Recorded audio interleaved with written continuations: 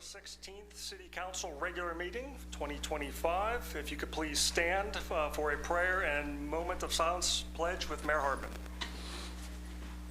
Would you just please join me in a moment of silence, thinking of those that are on your minds and in your hearts this evening.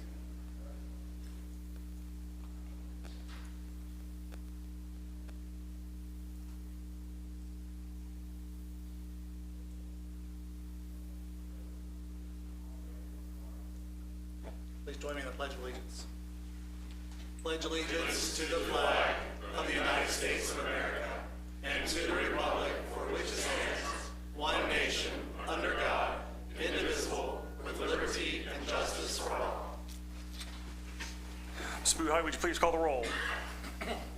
Mr. Tankersley. For the last time here. Mrs. Sharpshire. Here. Mr. Cook. Here. Mr. Lovett. Here. Mr. Cox. Here. Mrs. Knight. Here. And Mr. Schmidt. Here. Thank you. Are there any corrections or additions to the minutes of our last meeting? Seeing none, those minutes will stand approved as written and distributed. Mayor, reports and communications, Mayor Hardman. Thank you. First, I want to thank all of those, our Recreation Department, Ms. Ellardine, and all of those throughout the city who were instrumental and involved in putting together our holiday loop on the loop this past weekend. It was almost like they planned the snow to coordinate perfectly. You know, it's great to see snow fall as you have little horse-drawn carriages driving throughout the loop area. So it was cold, it was snowy, but it was a perfect atmosphere for what it was. Always great to bring people into the loop and our loop businesses to help celebrate them. I also want to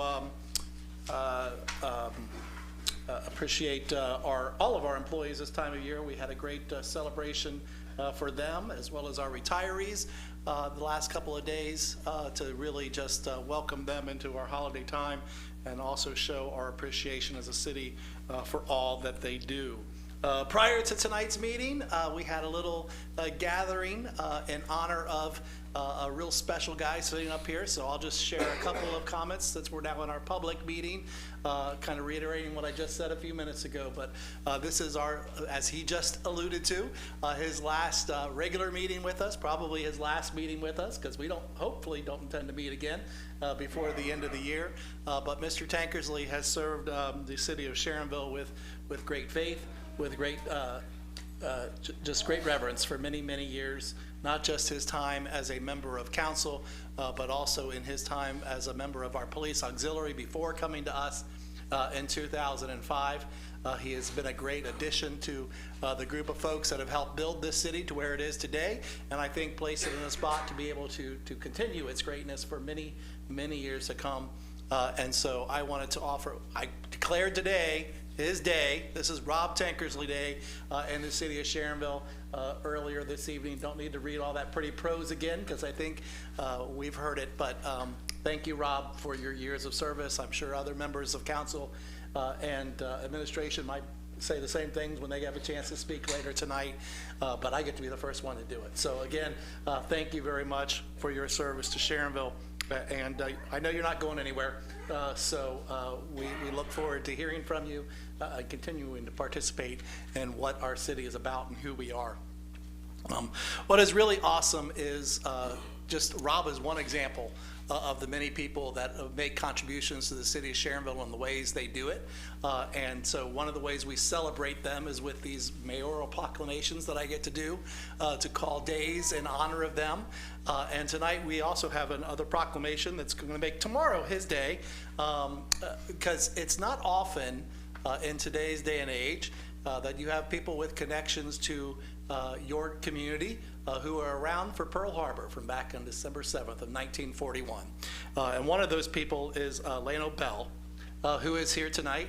And so I have a proclamation to honor him for his military service. So it says, whereas Lano Coolidge Bell was born on March 21st, 1926 in Eubank, Kentucky, and at the age of 15, witnessed the attack on Pearl Harbor that drew the United States into World War II. And whereas in 1944, at the age of 18, he answered the call to serve his country by joining the United States Navy, where he trained in San Diego, California, and was assigned to the USS Hamlin, a seaplane tender critical to the Pacific War effort. And whereas Lano Bell served with distinction through engagements including Pearl Harbor, Saipan, Guam,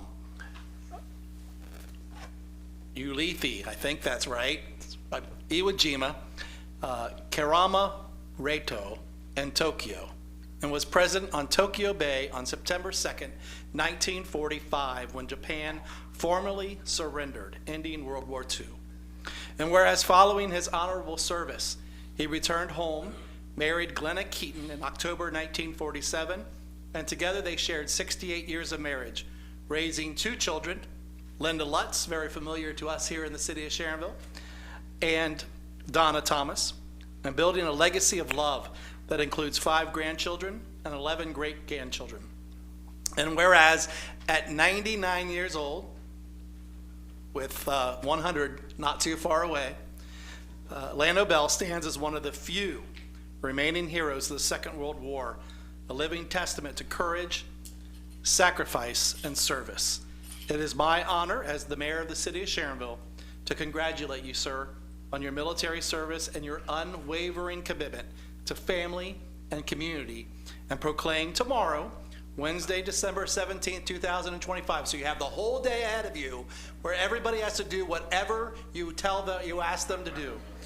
To proclaim Wednesday, December 17th, 2025 as Lano Bell Day here in the city of Sharonville. Thank you, sir, very much.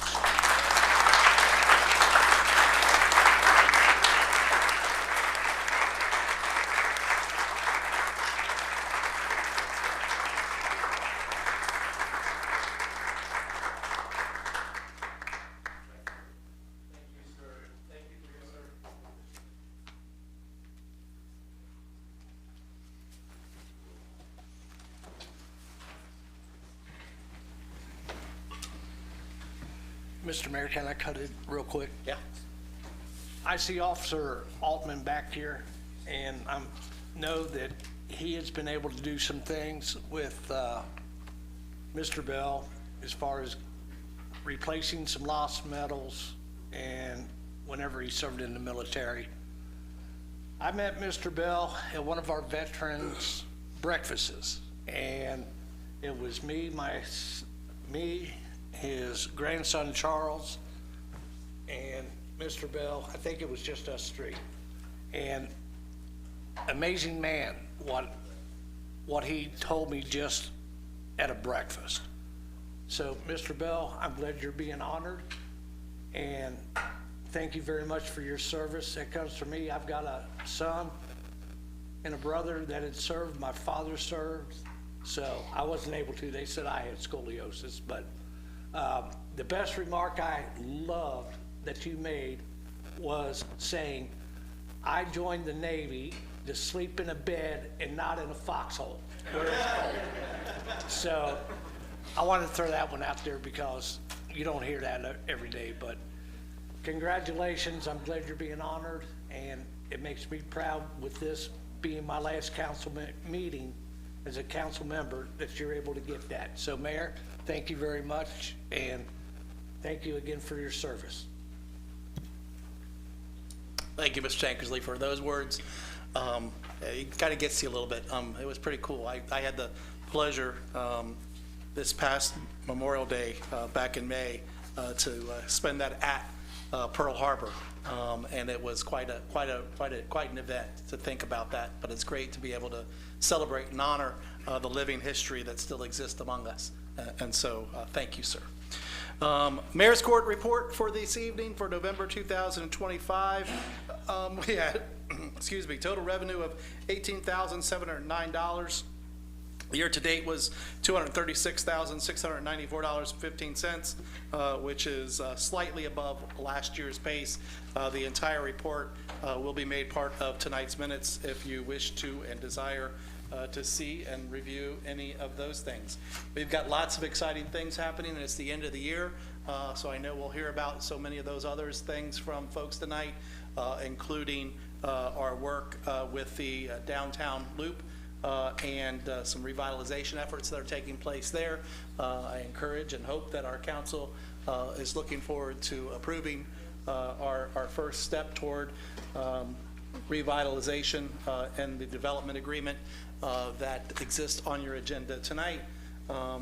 It's a program that, it's been a long time in the happening as part of our 2030 planning that started a couple of years ago to the point where we're at and finding good partners to work with the city of Sharonville to see that vision come to reality in the future of Sharonville. So I'm really excited about that, excited about our budget. Obviously, that's probably the biggest decision you make as council, is how we spend the dollars faithfully and appropriately to serve our residents here in the city of Sharonville and the businesses that come to the city that help support and actually make support happen around here, that make it possible for us to not and continue to not impose any property taxes on the part of Sharonville residents for the city of Sharonville. Something that I'm very proud of and continue to be proud of and will continue to be proud of doing for many, many years to come, as long as I'm here. So it is, again, it's a big agenda tonight, and that's probably the biggest thing that's going to come out of it is your approval of the budget that says how we're going to spend those dollars and what our priorities are as council and faithfully serving and executing our oaths and our duties. I believe, I don't know if you're going to mention it, but January 1st, we are going to have our swearing in. So hopefully you all are planning on attending, except for Mr. Tankersley, but you're always welcome to come and celebrate with us. But noon on January 1st, we're going to meet here and swear in all of you that got reelected or newly elected. We have one member newly elected to council. I will get to have the honors of swearing at you that morning, or early afternoon. So hopefully we'll see you here to celebrate, and we'll take our every 2-year council picture to hang up to the wall over there. So hopefully you're all planning to make it here on January 1st. And obviously the public wants to come celebrate with us. You're welcome too. So we'd love to see you. Other than that, that is all I have for my report this evening. Thank you. Thank you. You've reduced my comments by 1, so I appreciate that. Safety Service Director, Mr. Lucas. Thank you. Before getting into the legislation this evening, although not quite 99 years old, but a retired Navy veteran, wanted to introduce to council our new HR Director, Jeremy Kelsey, who's coming up as we speak to say a few words. Good evening. Good evening, members of City Council, Mr. Mayor, City Leadership. My name is Jeremy Kelsey, and I'm grateful for the opportunity to serve as the 3rd Human Resources Director for the City of Sharonville. I want to thank Council for giving a veteran a chance and the trust that you've placed in me. My background is public sector human resources, and my approach is straightforward. Support the employees, be fair and consistent, follow the law, and help the organization function as effectively as possible. I see human resources as a partner to leadership, a resource for employees, and a function that should add clarity, not complexity, to how the city operates. I'm looking forward to working collaboratively with council, department leadership, and our workforce as I settle into the role. Thank you for the warm welcome, and I'm proud and excited to get to work. Thank you. Thank you. Welcome aboard. Go. Also this evening, I live in Tennyson, which abuts Great Parks, Sharon Woods, and I think on a semi-regular weekly basis I get a question about, do you know anything about the Great Parks project? And so I thought it would be a good idea to invite Todd and Brett and Janet to the council meeting just to give an update, and so I'm not sure who's speaking for your group, but just to give an update to council and to the public so we all know what to say when our constituents ask about when's the park gonna reopen. Yes, and thank you for the opportunity to share some updates with you all. Before I begin, how do I advance the slides? With the mouse? The arrow. Did you get the word underneath? Okay, Yep, got it. sorry. Thank you. Sorry for the delay, y'all. Okay. Well, thank you again for the opportunity to the members of the council and Sharonville staff for this opportunity to share some of the updates that we've been making with the lake and also other projects at Sharon Woods. First, I wanted to showcase some of the partnership and some of the opportunities that have come to us thanks to Sharonville's efforts with your pedestrian improvements on 42 and Kemper. Your close coordination with us enabled us to create internal to our park a new trail so that we could have a cohesive pedestrian network together, which is something that helps us achieve our goals to create active transportation access to our parks. So we really appreciate the partnership that we've had there. This enables folks to come in and enjoy some of the new amenities that we've created in the past year. We've shown some non-lake related investments we've done in the park on this slide, including our new state-of-the-art universally accessible Sharon Center playground. This should be a video, but I'm not sure. Oh, maybe it's not going to run. Okay. Well, this is some drone photography that shows progress of the lake, obviously, months ago when the leaves were still on the trees. But this does show an overview of kind of the scale of the work. One of the things that's been tricky about the communications for this project is that a lot of the work has been occurring at the ends of the lake, far away from where the public has access to observe it. But you can see a little bit better in this image the scale of what we've been accomplishing out there.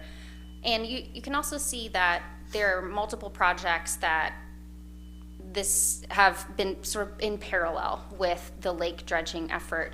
With the opportunity of the lake being down, we have also invested and spent time and resources improving the crease dam, which you can kind of see the upper right of the lake there, the canoe and kayak launch, a new accessible canoe and kayak launch, improvements at the Lakeside Lodge, which is there where you can see the trucks driving up the hill, as well as new boardwalks and improvements to our trail network. I put these slides in here because I know these are some of the pertinent facts that you'd like to know and maybe reference back to after the presentation, but we really want to focus on showing you some images and explaining the scope of these different projects and how they interconnect and giving the general update there. So here's a map of the scope of the Sharon Lake project. You can see in the north section of the lake and the southeast section of the lake, there are constructed wetlands. These were created using sediment that was removed from the lake. This was an important aspect of creating that recreational resource that has clear water with good water quality that will maintain this as a recreational amenity for Sharonville and the region.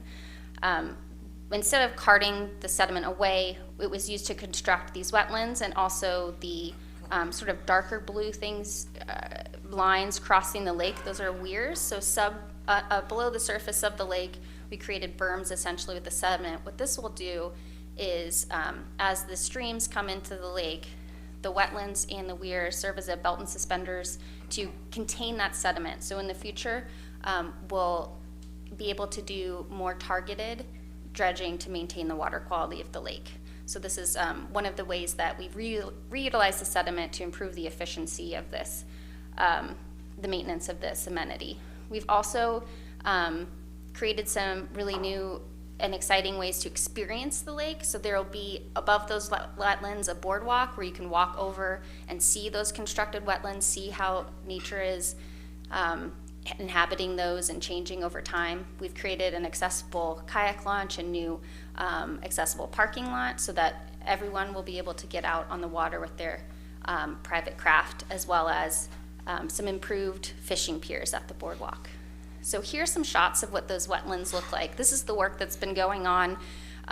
This is of the north wetland that we haven't been able to see from the viewing platform. So you can really get a sense of the scale of these. One of the things that I love most about this project, and you can really get a better sense of it in this slide, is how deep these channels are that are created between the wetlands. So this will be a really unique experience. Once the lake has filled, the water will be about the level of those log-like things. They're called core logs. So it will read as wetlands with channels going between them, that boardwalk you can see on the upper left, that's how close people will be able to get to those wetlands, and also kayak through them. This will be a really unique amenity that I think will be highly attractive for people to come and experience. So calling back to where we saw the improved kayak launch, these are some pictures of that, recent photos of where we're at in construction. So in the first picture on the left, we're standing with our back to the Crease Dam, and you can see there's an accessible ramp down to the water, as well as stairs to the left. So getting down to the lake will be much easier for folks who are coming with their own craft. Also, on the right, you can see sort of the things that are happening today out on site, the things that we still have to complete. So we need to do some planting, and then also there's bench platforms that don't yet have the swing benches we're going to install there. That's something we're really excited for people to be able to enjoy, is taking a pause on their hike around the trail to sit and swing and look at the lake. This is the improved parking lot that's across the street from that kayak launch we just looked at. You may have parked here before to get on the Gorge Trail. If you've ever parked at Sharon Woods and opened your door and the door just closed back on you because the parking lot was so steep, that was this parking lot. And we flattened it out quite a bit, even to the point that we have some accessible spaces here. Accessibility was a really important aspect and lens that we considered throughout all of the improvements that we've been making at Sharon Woods. So the reason we have a lake is the Crease Dam. This is a really cool historic dam. I was excited to say it's 90 years old. It's not as impressive now that we've had the commendations today, but it was built as part of the New Deal. It's an important piece of the infrastructure and history of the park. So it's been a hard-working dam for 90 years, and as you can see in these pictures, prior to the maintenance improvements, it needed some attention and care. So you can see the masonry, particularly on the wall, was affected by scour as water would overflow from the lake. And the improvements have included a new training wall of concrete that protects those stones, completely fixing the stones that had fallen out. Every single joint on, every joint on this, I'm not exaggerating, has been tested and touched by a contractor who's tuck pointed the entire thing. It was a really impressive scale of operations. And then you can see in the lower part of the picture the stairs and viewing platform, which were completely renovated so that they are safe and people can get down and see the dam from both below and above and appreciate this historic structure. Another historic piece of infrastructure that has been receiving some improvements that we're working on actively right now is the Lakeside Lodge. So the Lakeside Lodge is the original boathouse for the lake. It was built shortly after the dam, has similar methods of construction. It's had some renovations throughout the years, but it still serves as a really popular facility in this park where people hold family reunions, weddings, and other special events. So we're going to be borrowing it from that use for a couple of years to put it back to its original function as a boathouse. We have, and I'll share more about this more, we are looking forward to our upcoming harbor renovations and knowing that our boathouse for rentable craft is going to be shut down. While that's under construction, we have renovated this to serve as a boathouse in the interim. So for the next 2 seasons, people will be able to come to the Lakeside Lodge to rent craft. And then in the future, those renovations we've made will make it an even more attractive, reservable facility for the park. As I mentioned before, accessibility has been a really important lens for these projects. So in addition to the lake work and building work I've shared, we also have reconstructed major parts of the trail. This is a view of what that North Wetland Boardwalk is going to look like. It'll be fully planted out, the water will be a little bit higher, but you can really imagine how special that's going to be. And we wanted to make sure that everyone would be able to get to these special new amenities that we're building. On this map, you can see with the yellow stars, those are indicating new amenities or refinished amenities that we've built as a part of these projects. The P's represent parking lots that have been improved to make sure that they are also accessible. And then the the solid lines indicate trail that has been rebuilt to ensure that it has adequate width, gentle slopes, and all of the other considerations to make sure that it is completely ADA compliant. So this did present some nice opportunities for us. We were able to widen the trail with this reconstruction effort, add retaining walls to create a more sustainable surface, something that will wear better and maintain better over time. We also had some opportunities to create some new views. As we were cutting down slopes, we were able to kind of tweak the trail considering our new amenities, so you'll get a peek of the wetlands before you get to it as you're walking north from the harbor. But there are also some challenges associated with this and some hard decisions that we faced as part of this project. So one of the challenges that we faced was presented at the East Tunnel, where the trail formerly passed through. So we've tried to lay out on this slide for future review some of the considerations there, but to summarize, to the north, the slopes that the existing trail was laid out on are unsuitable for a paved trail. This is something that we've seen throughout our park district. When we have trails that are adjacent to a stream or any sort of water body, there's a lot of erosion that occurs in those areas, and it's unfortunately a very expensive proposition to be fighting with nature to make sure that we can continue to have a paved surface there. So that was one of our considerations. Additionally, as you go from the upper portion where the trail is down to the tunnel, it creates a steep slope that's challenging to make ADA compliant. And I'll show you pictures of this on the next slide, but the tunnel itself is quite narrow. It's too narrow to be ADA compliant, and it has experienced falling concrete to the point that there's now exposed reinforcement, and it's not a tunnel that we feel is a safe experience for park guests. So additionally, we do not have the authority as the parks agency to perform any maintenance on this tunnel. So for all of those reasons, we have realigned the trail to have an at-grade crossing at Kemper. It's not a decision we took lightly, and it's something that we studied intensively with traffic engineers to ensure that this crossing could be as safe as possible. It uses the same rectangular rapid flashing beacon technology that's used just down the street at the new crossing that Sharonville installed near the harbor. And we additionally have worked with Sharonville to ensure that we could revise the street lighting so that we could illuminate this crossing so it's safe at dawn and dusk, that we did a line of sight study both at the posted speed limit and a little higher than that, because we've been out on site and know that people aren't always going 35 on Kemper, to ensure that the vegetation that needed to be removed so people can see is gone and will be maintained as open for visibility. There are advanced warning signs placed on both sides, and those a crosswalk and those beacons that I explained before. So these are some pictures we've taken recently. You may have been in the tunnel shortly before construction, but this is what that east tunnel looks like today. And this is what the new at-grade crossing looks like. So it's not completed. There's still some work to be done, including striping the crosswalk, but you can see those rectangular rapid flashing beacons. Those are, how those work is that a user pushes a button, it causes the lights to flash, and that is a warning to motorists that there's a pedestrian at the crossing who would like to cross.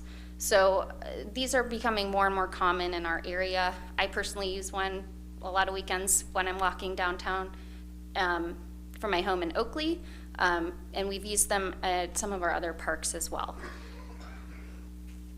But there are some benefits to this new crossing. In addition, formerly, you may recall, there was a parking lot and a maintenance facility abutting the Kemper Sports Park. We've removed those, and we'll be reforesting that. So hopefully the crossing will be a brief interruption and a beautiful walk for the woods. That's what we're hoping to achieve. Now looking to the future, we're very excited to show, and we haven't really shown these much outside of great parks, some images of what we're envisioning for the Sharon Woods Harbor.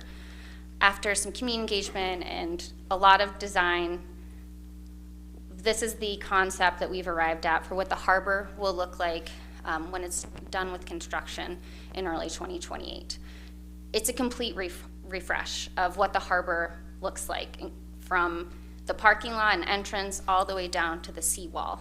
So what we've really had driving the concept and design of this is ensuring that this is a place where people can come and make nature a part of their day-to-day experience. We want people to be able to park, walk 5 minutes, and experience something special, whether they're coming to have a coffee by the lake or coming with their family to have a picnic. We want to create a lot of different spaces where people can do those things. We're also centering the lake as the main focus and reason for being of the harbor by reconfiguring the site so when you arrive, you can see the lake, and the lake is like the thing. That's why we're here. It's a big change, but it's something that we're very excited about, and it feels right. So what you can see here is what the progression of the accessible walk down to the lake would look like. It's a lot of terrain, a lot of grade, so it's a long path, but our design team has worked to incorporate a lot of different aspects to make this an exciting journey. Like these bridges you see here, there'll be opportunities for educational, interpretive elements, for play, such as in this area, that can be a fountain or a plaza, depending on the needs of the park, and creating a new expanded facility. So in addition to the harbor facility functions that are served now, concessions, restrooms, the boathouse, we will house all of that in one facility and also include new reservable facilities. So the deck that you see here is adjacent to a flex room that can all be an amenity for folks to reserve and bring people to Sharon Woods and Sharonville.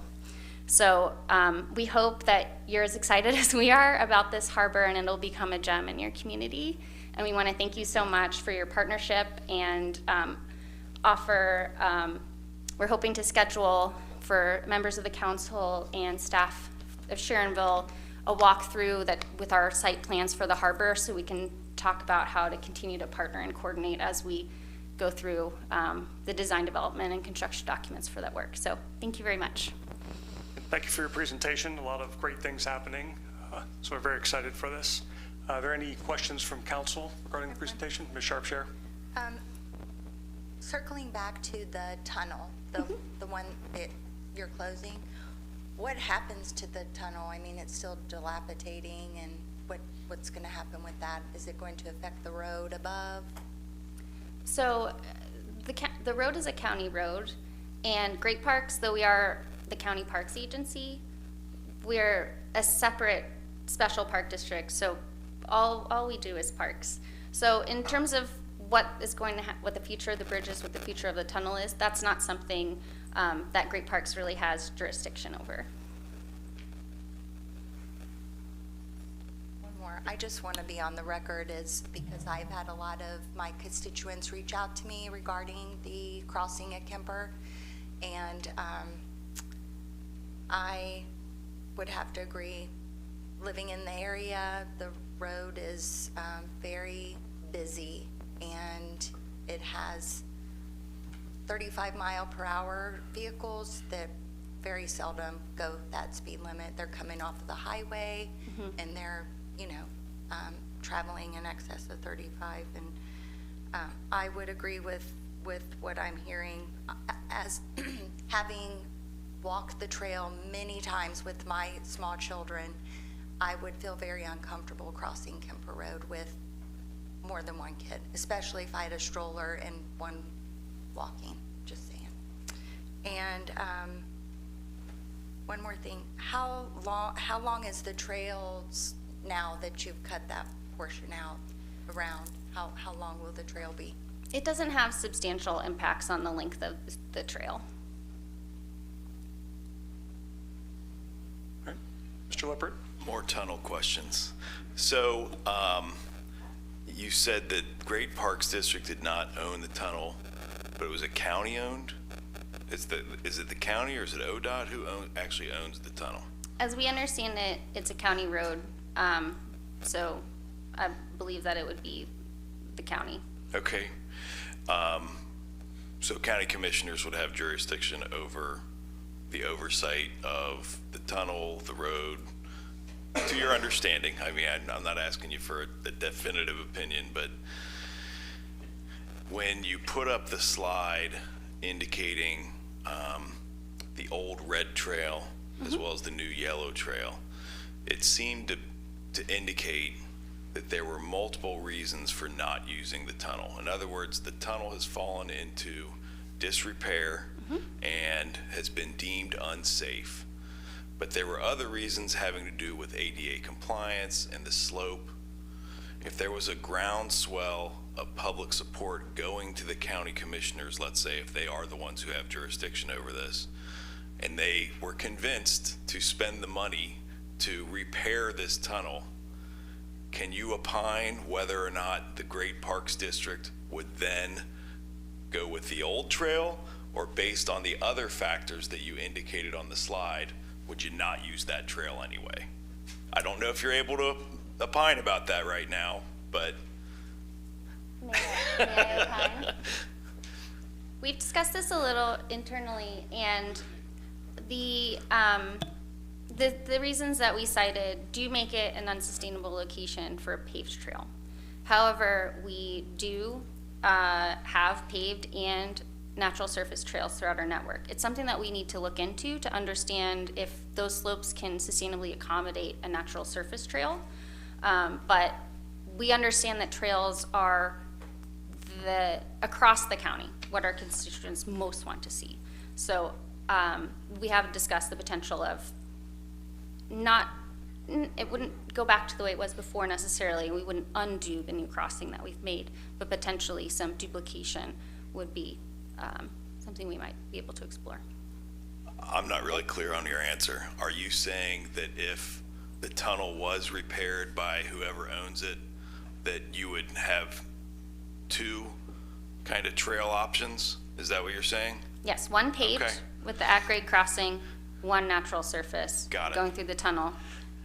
Once we've been able to study and understand, would that natural surface trail be sustainable on those same problematic slopes? And the last thing that I want to say, and I think I know the answer, but just for the edification of anybody in the audience or anybody else listening, you would agree that the city of Sharonville administration nor the elected officials had nothing to do with the decision to close down the tunnel or anything as far as the new trail location or anything like that. Would you agree with that?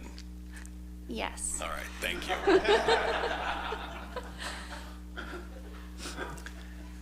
Thank you, Making me Mr. sweat up here. Thank you. Any other questions from council? Yes, sir, Mr. Cook. Just a suggestion.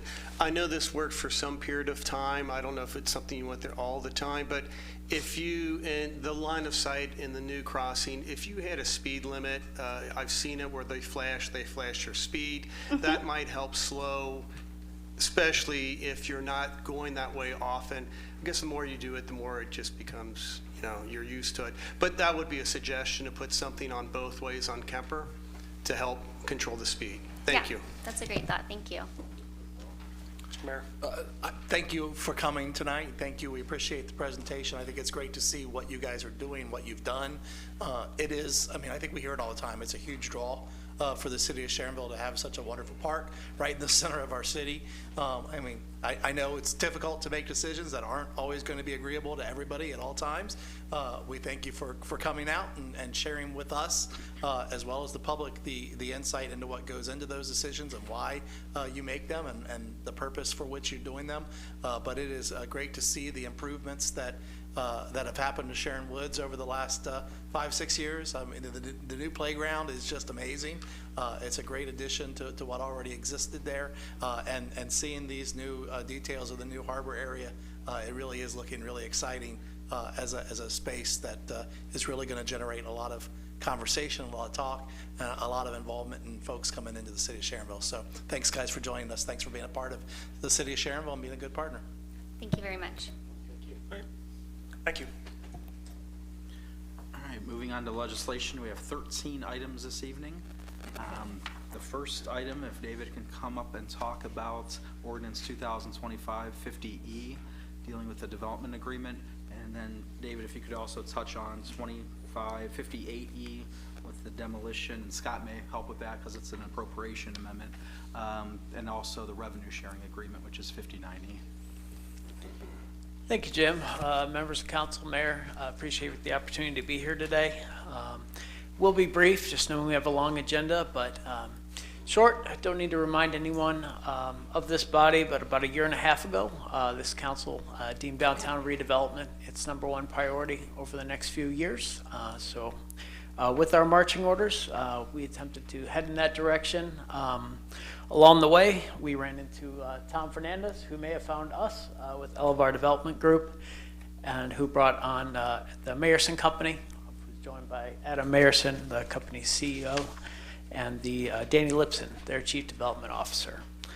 So tonight, we have before you legislation that would approve the authorization of a development agreement in keeping with the city's comprehensive plan, bringing those private investment dollars to the loop, especially areas that have lacked investment, in keeping with our comprehensive plan to increase population density, as well as add amenity and retail space for our residents. So this will go ahead and be that jumping off point to get the ball rolling, to hopefully see significant progress in short order.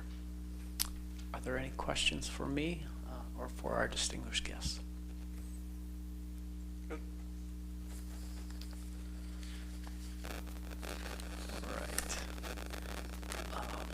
Moving right along, if I could, to ordinance 2025-59E, 58 first. So part of this project, there obviously is going to have to be some asbestos abatement and demolition involved. We believe that it is imperative to have the developers buy-in from everything from soil compaction to have a say in the process because of the cost involved with the project at this scale. It is something that we would have to publicly bid. So the legislation before you appropriates dollars to that end and allows us to enter into a contract with our development partner to oversee the demolition of the structures that would come down to advance the project. Are there any questions on that one? All right, and finally, we thank the parties to my left for their significant private investment in this project as we move forward. As with anything, partnerships are key. The city has invested quite a bit and continues to do so in its downtown loop. But to make this investment work from a public and private standpoint, it was important that we basically introduced a urban redevelopment TIF, otherwise known as a 41 TIF, something that we discussed and worked through with Princeton that would unlock significant resources that we could bring to bear to make the finances pencil out for this project. So this ordinance before you would adopt the revenue sharing agreement with Princeton to facilitate the implementation of the 41 TIF into our downtown. Are there any questions on that one? Oh, thank you. All right, thank you for your time. Okay, moving on, Resolution 25R15E. For some reason, the Ohio Revised Code requires when we get rid of surplus property by means of internet auctions that we have a piece of legislation each year with council approving us to do that. That's this resolution in front of you. Ordinance 2025-52E is a salary ordinance incorporating a 3% COLA as discussed at the last council meeting. The last council meeting had COLA-specific legislation that had typographical error regarding the date. That date has been changed in this legislation. The salary ordinance also incorporates some job title changes for either marketability or other reasons, recruiting purposes. Department heads thought just job titles changes made sense. Scott is here to talk about 53E all the way down to 57E. Yes, good evening. I'll start off with reminding everybody, first of all, that the lake was last dredged at Sharon Woods in 1988 and within 2 years. Cincinnati hosted a Major League All-Star game. The Bengals went to a Super Bowl, and the Reds won a World Series. So we have a lot of optimism that this will bring the same good favor. Yeah. So. A handful of pieces of annual legislation. First of all, Ordinance 2025-53E. This is the original appropriations for the 2026 budget. At your desk tonight were a new copy of page 1 and 2 of the budget. And at the very back at the bottom is a reconciliation. There's 4, 5, or 6 things there, changes. This reconciles the budget packet that you received back in late October that we talked about at the budget work session to the ordinance in front of you tonight, totaling $63 million and change. So those handful of items. The biggest one there is scattered across 3 funds, the funding to renovate a new public works facility that we approved. The purchase of 2 or 3 meetings back. So. Ordinance 2025-54E. This is the transfers and advances. This sort of codifies the kind of the approval of those. They're included in the appropriations, and this spells out what those transfers are. The biggest one being the general fund contribution to capital, return of an advance from senior housing. There's an advance in there for the fire fund to fund their new SAFER grant, but that ordinance is very boilerplate compared to what it is year over year. Ordinance 2025-55E, this is updating the cost allocation rates. The original cost allocation plan we developed back in 2023, we're very proud of standing the test of time so far and has been unchanged. This is the annual update of the rates. We use a rolling 3-year average to come up with the 4 or 5 cost drivers that we've used to facilitate that plan. Ordinance 2025-56E, this, or it's 56, I don't believe this one is an emergency. This amends the 2026 appropriations. We didn't want to include this with the original appropriations to maintain a balanced budget, but when we sunset the general fund reserve fund a few years ago, because we kind of had money stuck in a lockbox in a 101 fund, we moved that back into the general fund, and we've kind of put a similar dollar amount that's appropriated for emergency purposes. So upon the declaration of an emergency from the mayor, we would have about $400,000 total between personnel and non-personnel approvals to dispose of to respond to a disaster, whether that would be cyber, a natural disaster, and that money is only unlocked upon the declaration of an emergency from the mayor.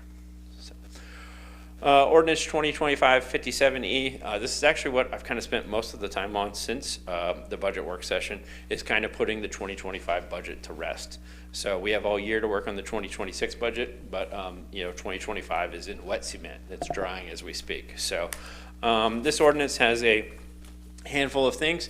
There's actually 4 adjustments. These are actually bringing things down to kind of fall within the actual resources that were generated within the year. And then the more exciting things in section 2 are the authorization and appropriation to go with some year-end set-asides from both the general fund, some $100,000 for our facility improvement funds, our separation benefit funds. Based on our fund balance goal of $12 million for the general fund, up to $7.5 million to our capital fund. We're excited about that. We forecast that to be a little closer to $6 million, but we set the bar kind of high there. And then there's transfers of $500,000 from the fire fund to the separation benefits fund there, and another $450,000 for their fire equipment fund. So, any questions about those items? No, thank you. Thank you. All right, ordinance 2025-60E deals with the county's Fields Erdel project that will be starting next year. To refresh everybody's memory, it's going to be a signalized intersection at McCauley, going from the 4-way stop that exists now with some widening efforts, and as well as a roundabout on Conway Road. The county needs some easements from us, a temporary and a permanent easement. In negotiating with them, their initial offer for those easements was $39,000 and change. Chief Sunderman, who's here tonight, had some requests for some security and safety upgrades at the station because the bunk room is in front of the, one of the bunk rooms is in front of the building. So he asked for some rocks to be installed, basically, and boulders, yeah.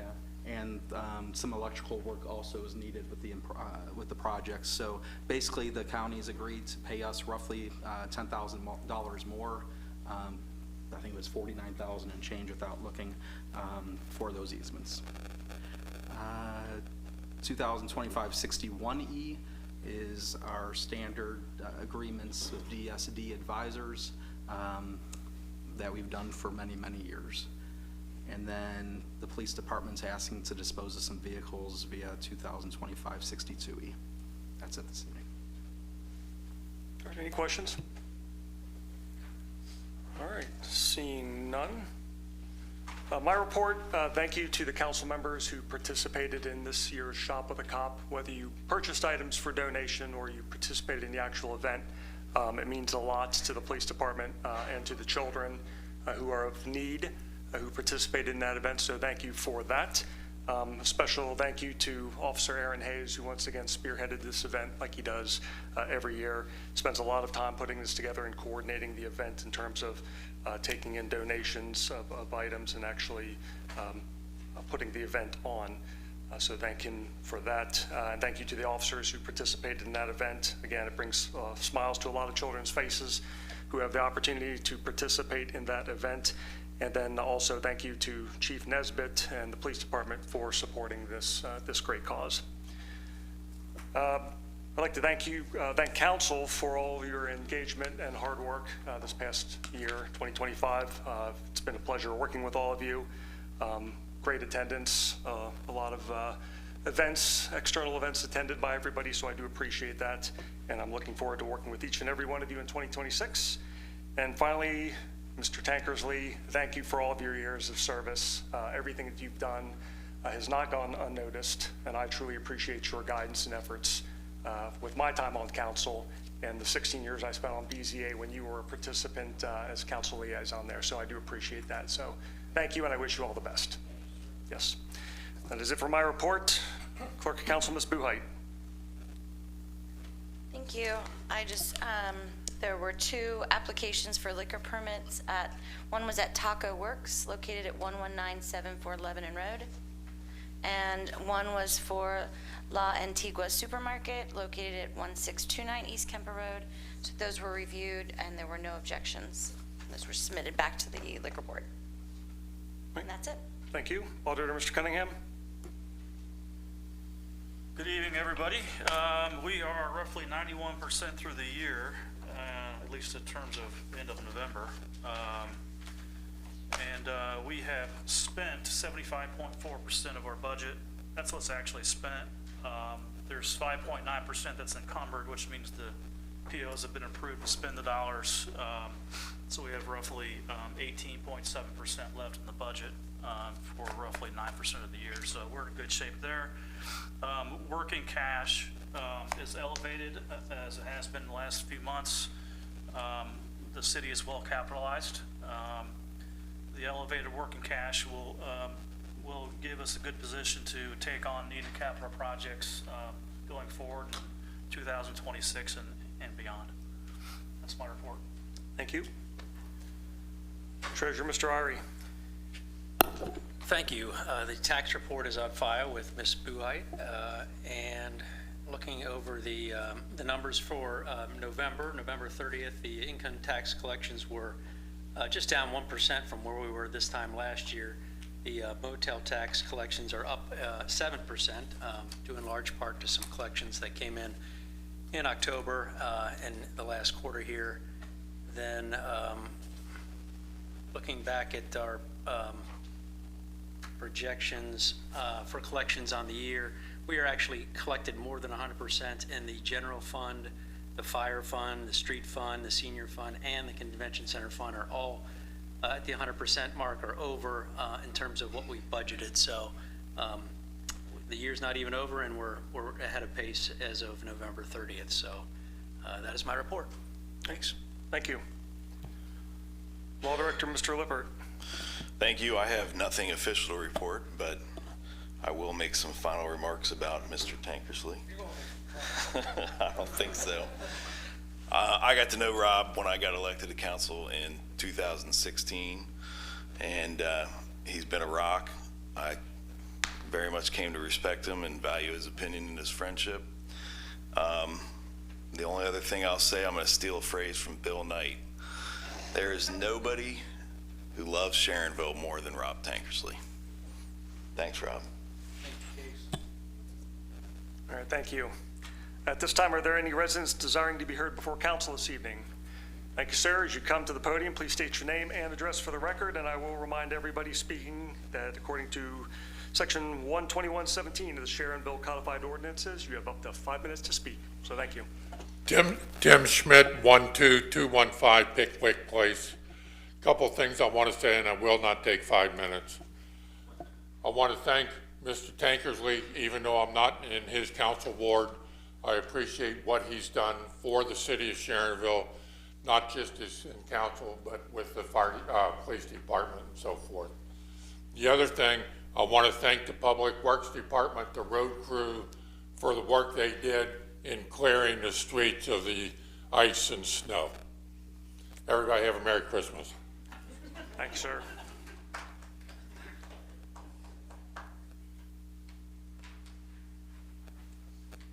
Good evening, Mayor, Council. I'm Sarah Mullen. I'm a lifelong resident of Sharonville. I'm here tonight I care deeply about Sharonville and just kind of really want to talk about what's going on with the hot topic that has been around with the development down in the loop. Like many residents, I really support the progress and thoughtful investment that the council has been taking. I'm excited about the revitalization. I love the plans, for Gower Park, and also what the loop is looking like. But it's bringing new life to a place that holds so many memories for myself and for the community. But I also believe in progress, if it's got to be carefully balanced. It can't unintentionally erode what Sharonville stands for, the character that Sharonville has. So I want to bring up a concept of stretch equity.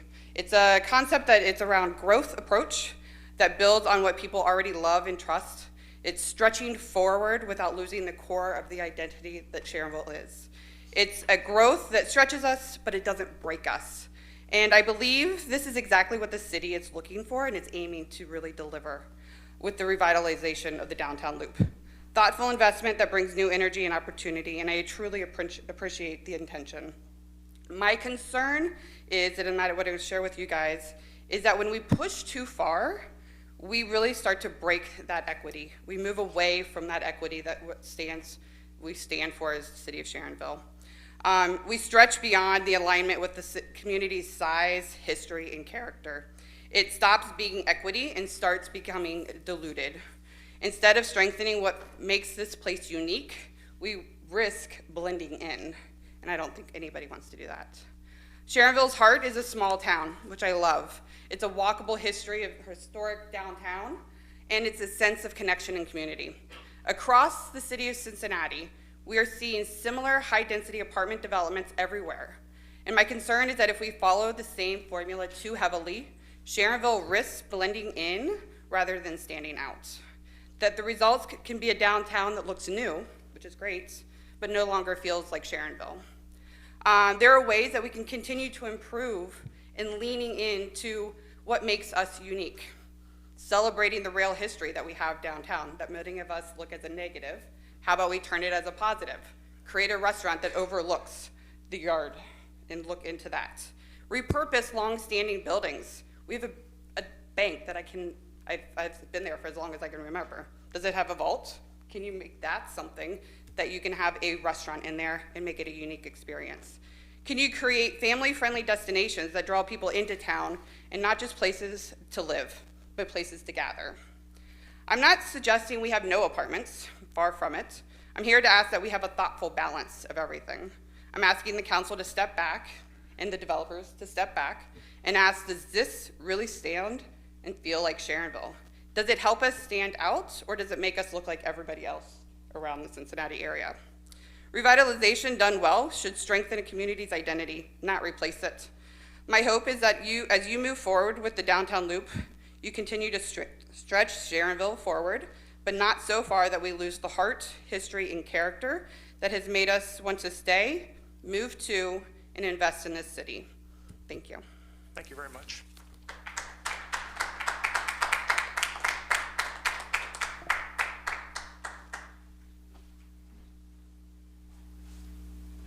Hey kids, long time no see. I came here because I told Tracy Lovett I would, and if you tell Tracy Lovett you're going to do something, you better do it. First of all, thank you all for answering my email. I do appreciate it. Family 47, with your help and my help, is going to have a fabulous Christmas. So I just want to say thank you guys very much for doing that. I know you want to know who I am. It's Vicki Hoppy. I know who you are. I know everybody knows who I am. No, it's Vicki Hoppy, 3431 Harbor Way. I'm here to talk about the Sharonville Community Fund. We have a new home. Our new home is with the Princeton Closet. And if you know Tracy Lovett, she is the guiding force behind this now.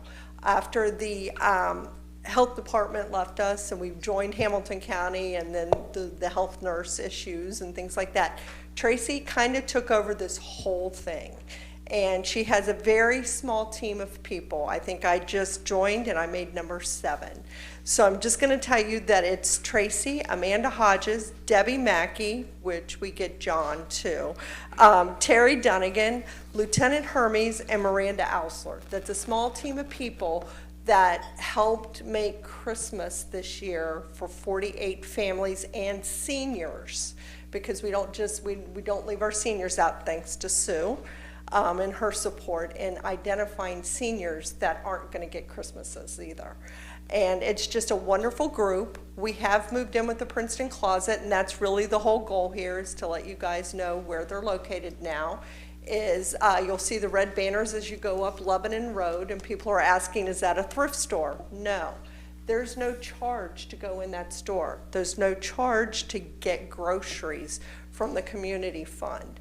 Our community fund has the back room, and it's full of canned goods and things like that. There are diapers. There's things that people need to get through in life, and it's just a helping hand. They give out Kroger cards. We help veterans.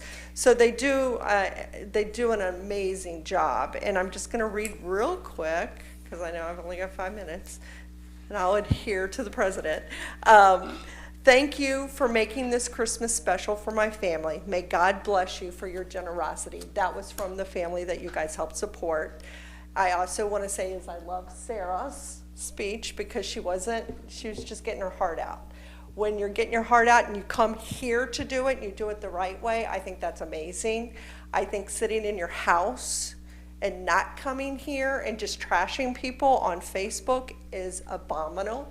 And I'm sorry that you guys have to go through that. I know I had to go through that also. I mean, on Facebook, somebody threatened to firework our houses, didn't they?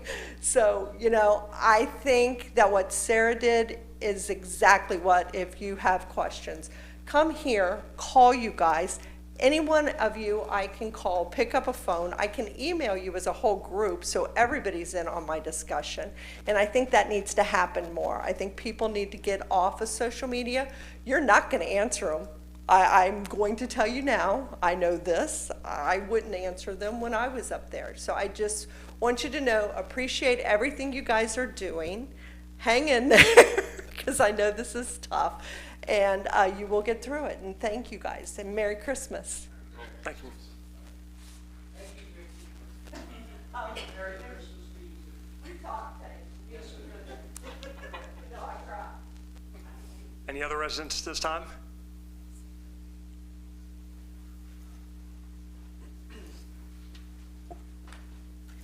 Charlotte Nicole Vonstein, 10650 Robindale Drive, Cincinnati, Ohio. Sharonville, 45241. I know it's not an official kind of thing, but I just want to second what the young lady, thank you, what she had to say. You've heard me, you've seen me many a times, you've heard me at my worst, you've seen me at my best sometimes. I do want to just do a quick with Vicky, what Vicky said. Yes, come up here and speak. And I know you've seen me and you've either liked me here or not, but I appreciate those that have come to me and have chosen to sit down and have a conversation with me about things. That means more as a resident, as a small business owner, that your willingness to speak up and speak out with your constituents. But I do want to second what, I'm sorry, what was your name again? Sarah. What Sarah said. I feel as a resident, as a small business who's been here for 20-something years, even though I came from Westchester in my younger years, I came here with that same mentality of I love the smallness here. I love the small neighborhood. I love the hominess and the getting to know your neighbors and the community that we have here in Sharonville. And so I encourage you as our council, as our mayor, as the members here before us with part of that, that you really shake hands and step forward and speak with Sarah. I think that you're gonna have a smoother transformation of our wonderful city and find a perfect blend for everyone. Thank you. Thank you.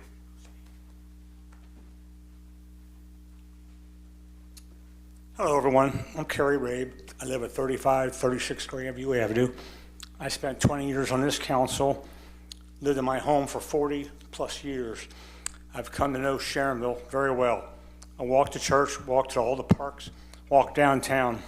I am all for the revitalization of downtown. I'll probably be the first one in line for the first apartments built near Cliffs. But I think what you guys are doing is just admirable, and bring it on. Thank you. Thank you. Carrie, on that remark, is Diane going to be kicking you out to get an apartment?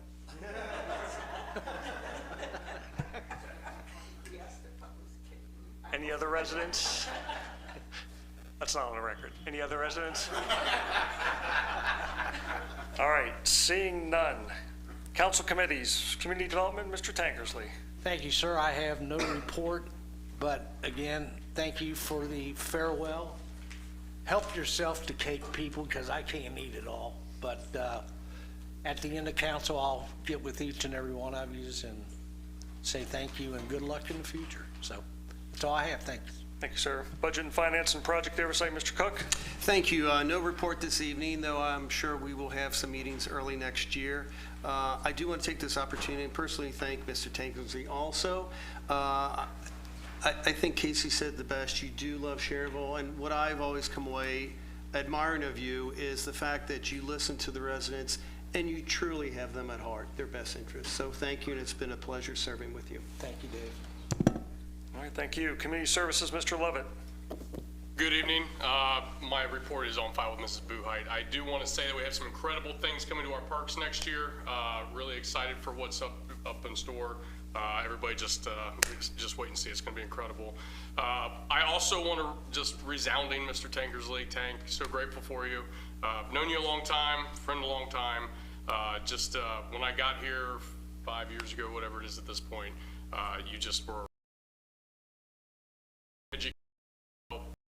guide and I just really your kindness that's come forward, but we're going to miss you. Thank you. And Glenn, if I had an award tonight for best dressed, you would get it, but I don't. So. I do my best. Dave has a tie. Right. The one up, yeah, I got it. Okay. Honored Citizens, Miss Knight. Yes, tonight I'm also honoring Santa Aaron and all his elves for putting together a Holly Jolly Shop with a Cop. All the kids got $350 to shop at Walmart's. They got breakfast at Blue Goose. Thank you, Kevin and his elves, for cooking such a delicious breakfast.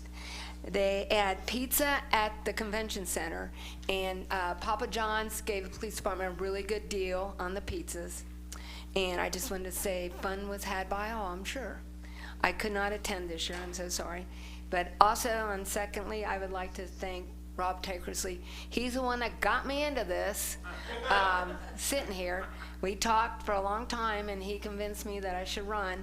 And I really appreciate if I have a problem, I always called him, and he helped me out. So thank you so much, Rob. I know you'll be around. You and Bill hang out together still, so thank you. Thank you, Sue. All right, thank you. Law and Public Safety, Mr. Schmidt. Thank you. The next Law and Public Safety Committee meeting will be on January 6th, 5 p.m. Administrative Conference Room. And I'd like to also especially thank Rob for all the years we've worked together. We've done a lot together. I've always enjoyed working with you. I'm in Ward 3 next to Rob, and I can tell you that we touched each other. Sometimes we weren't sure where the lines were in Ward 3 and you're at 2 and 3. And we always worked Ward 3, always worked it out very well. I really appreciate it very much. A lot of times people would call and they didn't know which ward they were in. Doesn't matter. Rob and I talked to each other. And a couple of the streets are split. We really did cover everything. Always a pleasure working with you, Rob.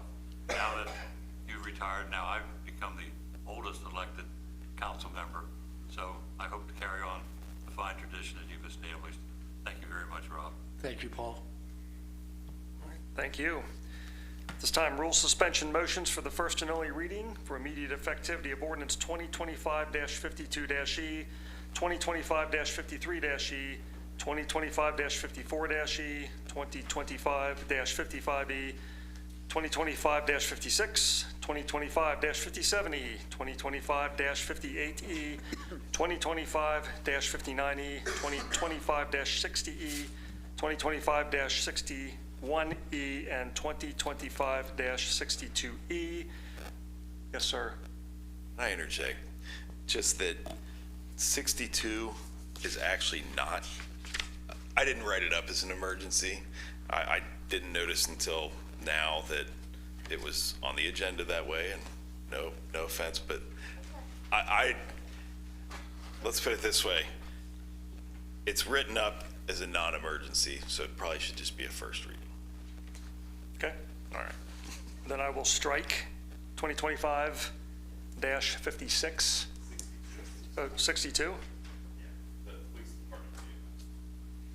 So that's not an emergency, and we're, okay. So we'll strike 2025-62E, because I'm not reading that entire list again. Thank you. All right. Hearing that, is there a motion for rule suspension for those ordinances as read? Ms. Sharpshire, thank you for the first. Mr. Cook, thank you for the second. Any discussion? Seeing none, all those in favor, yes? Yes. Those opposed, no? Thank you. The rule suspension motion is passed. Rule suspension and motion for the second and third reading for immediate effectivity of ordinance 2025-50-E and resolution 2025-R-15-E. Any changes made to this one? No? Okay. All right. I appreciate that. Is there a motion for late delivery, or I'm sorry, is there a motion for rule suspension for those ordinances as read? Mr. Lovett, thank you first. Ms. Knight, thank you for the second. Any discussion? Seeing none, all those in favor say yes. Yes. Those opposed, no. All right, those rule suspensions have passed. Unfinished business, Ms. Buhite. Second and third reading of ordinance 2025-50E, approving a development agreement for the redevelopment of certain real property located in downtown Sharonville and declaring an emergency. Thank you. Is there a motion for ordinance 2025-50-E? Mr. Schmidt, thank you for the first. Mr. Cox, thank you for the second. Any discussion? Mayor? Yeah, so as I stated earlier, I hope and I encourage you all to vote in favor of this ordinance. I appreciate, there was a reason why we rolled this out the way we did, as far as the going all the way back to the 2030 planning commission that went on to look at where we needed to be as a city in 2030, to the open house we had, to share the ideas, the feedback we received. You all have had the opportunity to see that feedback from the surveys that we sent out. I know you all have spoken to constituents. I know you've probably all seen social media comments. I know you've all talked to people that you know and other neighbors that are around you that may not respond in those ways to all the different things that are happening. I truly appreciate, as Ms. Hoppy said, all of those that have come here to council throughout the last several months to share their thoughts and their opinions. Because what I hear a lot of is we don't listen to you. I think that's absolutely wrong. We may not always agree on everything, but I think everyone up here, myself included, always listen. And certainly, I think the feedback that we have received is certainly something that will only, hoping you all approve these things tonight, but improve upon what is being presented to adhere to those values that I think you've shared with us, Ms. Mullen, tonight. I mean, because those are things I care about. I think those are things everybody up here cares about. As I look around at this group of council members, I think sometimes people forget that the vast majority of members, elected officials that are up here are people that have 40-plus years, each individually, 40-plus years of being a part of the Sharonville community. We're not a whole bunch of newbies to the city of Sharonville. We know who Sharonville is. We care about Sharonville. We've always cared about Sharonville. That's why we devote our time and effort to being here. What I was most impressed about when Elevar first came to us to talk about this conversation and then in meeting with Mayerson as far as coming on as part of this project is they care about this city too. They saw an opportunity here about who we are as a city, identify that identity that we have, and want to be partners with us in making this a viable project, not just for them from an economic standpoint, because it obviously has to be economically viable, but a way to really be a part of this community. I think they've made that very clear to us as administration as we've worked with them to get to the project and to get to this next step on seeing this come to fruition. We've heard this great analogy about where you're at tonight, which is that this is the proposal stage. We're entering into a proposal. We found somebody that we like, that we're committed to, and we're hoping to wed them and make a really great thing that's going to last for centuries.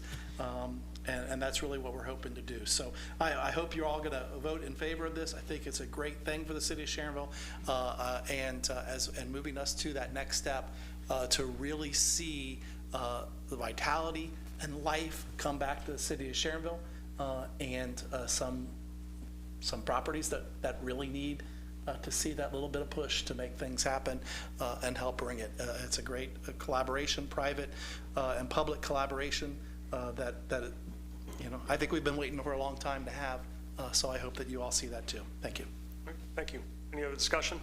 Yeah, I have one comment. Yeah, sure. I wholeheartedly appreciate your comments, Mayor, because this vote is probably one of the biggest votes in my 2 years on council. Sure, we fund the fire and the police and make sure we have our roads salted and our public works and our parks and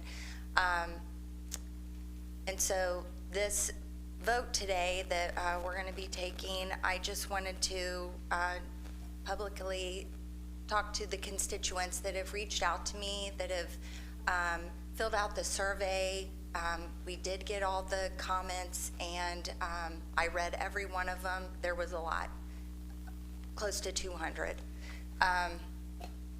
And it was 50-50, honestly. Lots of wonderful comments, lots of questions, and I just wanted everyone to know that I hear you, and we are always here listening and here to answer questions, and our numbers are published.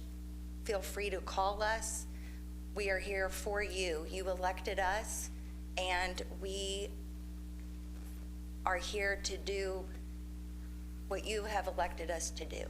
And like Mayor said, we've all lived in Sharonville for a very long time, and we would never do anything to our wonderful city. We want to see it flourish. We want our businesses to flourish. Bring new people into our wonderful town and share it with them, share our parks, wonderful Sharon Woods, our recreation department, our wonderful new development over on the other side of Sharonville, our park over there. It is a wonderful town. When I met my husband, and we decided to settle down here in Sharonville. I wished I told him, I said, I need a bumper sticker that says, I heart Sharonville, because that's how I felt about it. We've moved into 2 houses in Sharonville and raised our family here. It is wonderful, and I will only do what's best for Sharonville. Thank you. Discussion? All right, seeing none, we have a first, we have a second, we had discussion. Roll call, please. Okay. Are we still on 50? Yes. Mike? Yep. Thank you. Sorry. Mr. Cook? I think I got the first 2 tonight. No, we had All right. discussion. Okay. From the Mr. beginning. Tankersley? Yes. Mrs. Sharpshire? For reasons that I just expressed, yes. Mr. Cook? Yes. Mr. Lovett? Yes. Mr. Cox?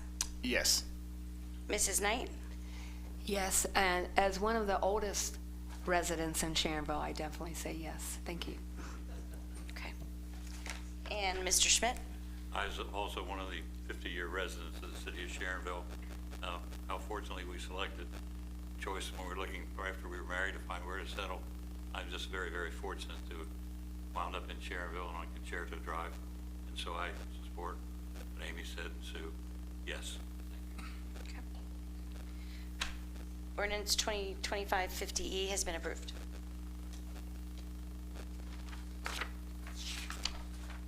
Second and third reading of Emergency Resolution 2025-R15E.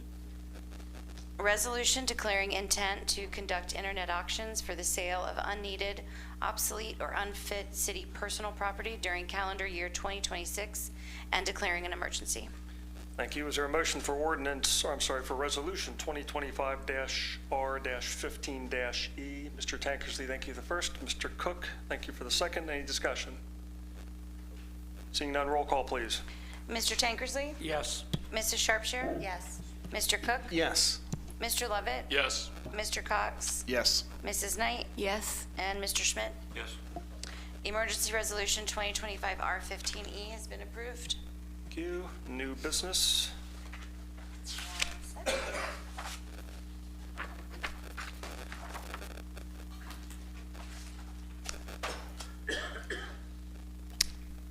First and only reading of 2025-52E, authorizing the salary ordinance, employee hourly ranges, and authorized strength of positions, and declaring an emergency. Thank you. Is there a motion for ordinance 2025-52-E? Ms. Knight, thank you for the first. Mr. Lovett, thank you for the second. Any discussion? Seeing none, roll call, please. Mr. Tankersley? Yes. Mrs. Sharpshire? Yes. Mr. Cook? Yes. Mr. Lovett? Yes. Mr. Cox? Yes. Mrs. Knight? Yes. And Mr. Schmidt? Yes. Emergency Ordinance 2025-52E has been approved. First and only reading of Ordinance 2025-53E, an ordinance to make permanent appropriations for the expenses and other expenditures of the City of Sharonville, State of Ohio, during the fiscal year ending December 31, 2026, and declaring an emergency. Thank you. Is there a motion for ordinance 2025-53-E? Mr. Tankersley, thank you for the first. Mr. Cook, thank you for the second. Any discussion? Seeing none, roll call, please. Mr. Tankersley? Yes. Mrs. Sharpshire? Yes. Mr. Cook? Yes. Mr. Lovett? Yes. Mr. Cox? Yes. Mrs. Knight? Yes. And Mr. Schmidt? Yes. Ordinance 2025-53E has been approved. First and only reading of Ordinance 2025-54E, transfer and advance of funds for year 2026 and declaring an emergency. Thank you. Is there a motion for ordinance 2025-54-E? Mr. Lovett, thank you for the first. Ms. Knight, thank you for the second. Any discussion? Seeing none, roll call, please. Mr. Tankersley? Yes. Mrs. Sharpshire? Yes. Mr. Cook? Yes. Mr. Lovett? Yes. Mr. Cox? Yes. Mrs. Knight? Yes. And Mr. Schmidt? Yes. Ordinance 2025-54E has been approved. First and only reading of emergency ordinance 2025-55E, authorizing the city of Sharonville 2026 cost allocation plan and declaring an emergency. Thank you. Is there a motion for ordinance 2025-55-E? Ms. Sharpshire, thank you for the first. Ms. Knight, thank you for the second. Any discussion? Seeing none, roll call, please. Mr. Tankersley? Yes. Mrs. Sharpshire? Yes. Mr. Cook? Yes. Mr. Levitt? Yes. Mr. Cox? Yes. Mrs. Knight? Yes. And Mr. Schmidt? Yes. Emergency ordinance 2025-55E has been approved. First and only reading of ordinance 2025-56, amending 2026 appropriations for the general fund emergency response budget. Thank you. Is there a motion for ordinance 2025-56? Ms. Sharpshire, thank you for the first. Mr. Cook, thank you for the second. Any discussion? Seeing none, roll call, please. Mr. Tankersley? Yes. Mrs. Sharpshire? Yes. Mr. Cook? Yes. Mr. Levitt? Yes. Mr. Cox? Yes. Mrs. Knight? Yes. Mr. Schmidt? Yes. Ordinance 2025-56 has been approved. First and only reading of ordinance 2025-57E, amending 2025 appropriations for various funds, authorizing transfers of funds, and declaring an emergency. Thank you. Is there a motion for ordinance 2025-57-E? Mr. Levitt, thank you for the first. Mr. Cox, thank you for the second. Any discussion? Seeing none, roll call, please. Mr. Tankersley? Yes. Mrs. Sharpshire? Yes. Mr. Cook? Yes. Mr. Levitt? Yes. Mr. Cox? Yes. Mrs. Knight? Yes. Mr. Schmidt? Yes. Ordinance 2025-57E has been approved. First and only reading of ordinance 2025-58E, amending 2025 appropriations, authorizing the Safety Service Director to award a contract to the lowest and best bidder regarding demolition of downtown properties, awarding a contract for demolition management, and declaring an emergency. Thank you. Is there a motion for ordinance 2025-58-E? Ms. Knight, thank you for the first. Mr. Levitt, thank you for the second. Any discussion? Seeing none, roll call, please. Mr. Tankersley? Yes. Mrs. Sharpshire? Yes. Mr. Cook? Yes. Mr. Levitt? Yes. Mr. Cox? Yes. Mrs. Knight? Yes. And Mr. Schmidt? Yes. Emergency ordinance 2025-58E has been approved.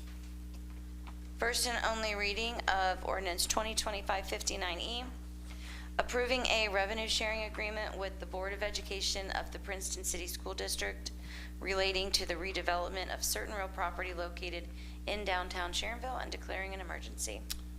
Thank you. Is there a motion for ordinance 2025-59-E? Sharpshire, thank you for first. Mr. Tankersley, thank you for the second. Any discussion? Seeing none, roll call, please. Mr. Tankersley? Yes. Mrs. Sharpshire? Yes. Mr. Cook? Yes. Mr. Levitt? Yes. Mr. Cox? Yes. Mrs. Knight? Yes. And Mr. Schmidt? Yes.